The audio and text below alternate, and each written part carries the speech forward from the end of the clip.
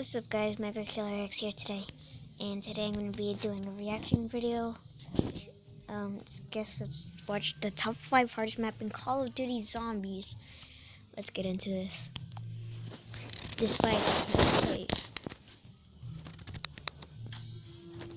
This year, make every amazing. Okay, I'm back. Let's get into this.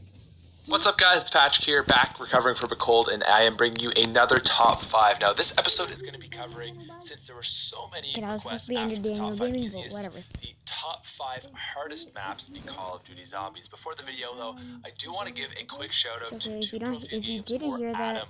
We had a bet a long time ago that he couldn't pack a punch all guns on Mob of the Dead. Very, very hard challenge, and he has actually done it. So if you guys want to go over and check out his channel, he does zombies very, very similar to my content. So if you like me, you'll definitely like him. Link in the description, go subscribe to him. Now let's get into this. This is the top 5 hardest maps in Call of Duty Zombies. Coming in at number 5, we have Shangri-La. This has always been really a notorious map for me. It's always definitely difficult, and there's some parts of it I gotta admit that are easy, which is kind of why it's only at 5.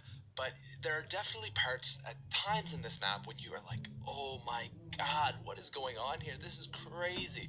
The starting is always like, it's just, you always have those moments where you just have stupid downs because it's such a close quarters map. You always get either the napalm zombie or the screecher zombie coming in really early. You don't have any guns, you gotta unload all your ammo on them. You got the monkeys coming in.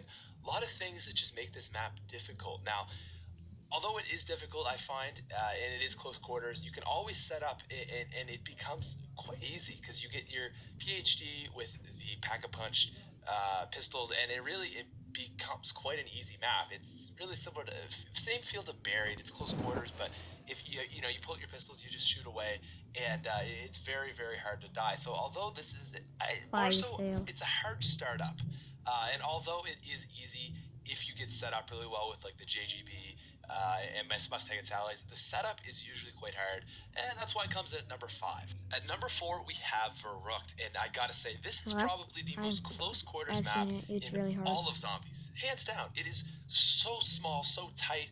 It's bigger than some maps, but it is just ridiculous. Verrucht is crazy. Every single hallway is about 2 zombies wide, so you really, it is just crazy. It is one of those maps that is really crazy and really difficult to get to a high round on solo. You know, you have, in the Black Ops 1 version, you have the freeze gun, which is some help. Not really. You have like a ray gun, which is probably going to kill you, again, because it's so close quarters, you don't have PhD. Training is quite difficult.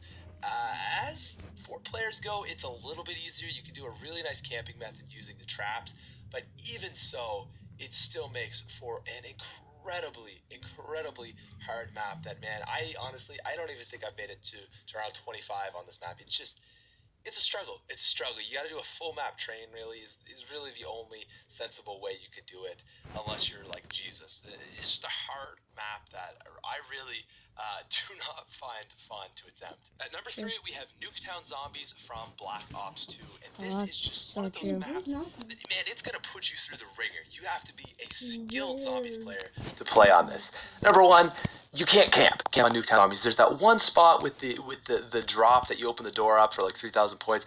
You can kind of camp there, but not really. Not easily, not well. This map, you have to train. You like literally have to train. There are so many spots where the zombies come out. There's no feasible area that you can go where you can camp. It's really crazy, and they did that on purpose. There's no barriers or anything like that. Number 2, no wonder weapon. So you got a ray gun, but once you get into the high rounds where those don't, the ray gun Mark II even doesn't do anything, you have to rely on just your skills. You can't like have a backup plan where you just pull your thunder gun or anything like that. If you get trapped, you're dead. There's no backup plan. Really relies on skill there. And lastly, man, you don't know when you're getting your perks, so you gotta really be prepared to make it to round 10 quite regularly without getting jumped, which is, you definitely have to be a skilled player to do so. Nuketown Zombies is one of those maps that is so much fun. I love the challenge in it, but I gotta say, if you're not a skilled player, you're gonna have a tough time making it to round 30. Coming in at number 2, we have the original bare bones World at War map, Noctur Untold. And this is one of those maps, man, that if you're not a good player, a very skilled player, you're not making it to even round 20, let alone 30s, 40s, 50s. This map is difficult. So let's look at what you're lacking here. Perks, decent wonder weapon. For those of you who don't know, I should have mentioned that the ray gun is like just not even viable because it has so much splash damage. You got nothing. I mean, no perks, no pack-a-punch, no wonder weapons, no monkey bombs. We're talking, of course, obviously World at War version. Ridiculously hard map. No second chances if you go down. No perks of any nature. You got 3 rooms. You got 2 guns. Good luck, man. Good luck. I hope you're a good trainer. The only thing that makes this map not number 1 is the fact that the zombies will not swipe you unless you stop. So if you're constantly moving, they have to stop and then swipe. So really, it's if you're good, it's very easy. I got to be honest. But if you're not, man, you can't do it. It's either something you can do or you can't. And for most players, man, they can't. Hard map, just so bare bones. Definitely deserves a spot at number 2. And coming in at number 1 on our list of top 5 hardest maps in Call of Duty Zombies, guys, it's gotta be 5. So 5, you may be wondering, like, really, Patrick, you're going with 5 for this? Yeah, I actually am. So here's the thing with 5. It's a very, very close quarters map, and there is no one-hit kill wonder weapon.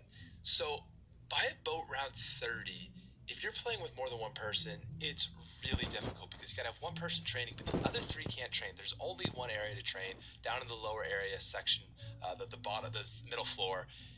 There's no really good spot for the other players to go, so they gotta go in the elevators up and down. It's really, really hard. The guy training has no like backup plan if he gets stuck, which trust me, he will quite a bit because, like I said, it's so close quarters. So this map is just a really difficult time, and although it's not a hard map to make it to, let's say, around 30, which I'm sure everyone's like, oh, I can do, try making it to around 50 on 5. Tell me how that goes. The thing with this map is, for most people, like, they think, like, oh, 5's not that bad. Round 50, man, you gotta be skilled, and it takes forever. No wonder weapon, you got the Pentagon Thief. Man, the setup can be difficult too, but it's just getting to a high round on this thing. Like, all these other maps we're looking at, it's hard, but getting to a high round, it's like if you're a good player, you can do it. Most, it's like Nocturne Toten's a perfect example. Once you get to like a certain skill level, it's super easy. This, there's no like skill level that you can get to and it gets easy. It's just hard all the way through. You're never gonna get to 50. So hardest map by far.